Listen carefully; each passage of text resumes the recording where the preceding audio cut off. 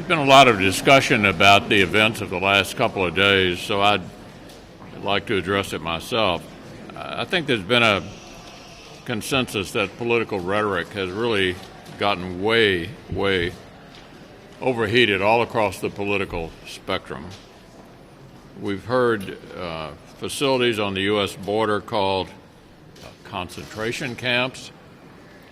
We've seen the far left throw accusations of racism at everyone, anyone who disagrees with them on anything, including the Speaker of the House. I think everybody ought to tone down their rhetoric. We have examples of that across the ideological spectrum in the country, all across it.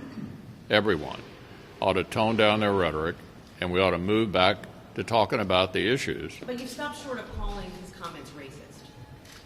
Look, I'm sorry? You've stopped short of calling his comments racist. Well, the president's not a racist.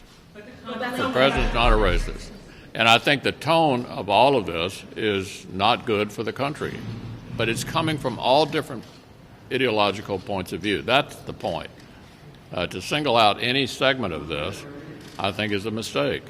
My response is I haven't heard Leader McConnell say a thing about what Trump did. He should be doing that before he talks about other people. He has an obligation as Republican leader to address the awful and despicable comments of President Trump, and we've only heard silence from him. I think what President Trump did was just despicable.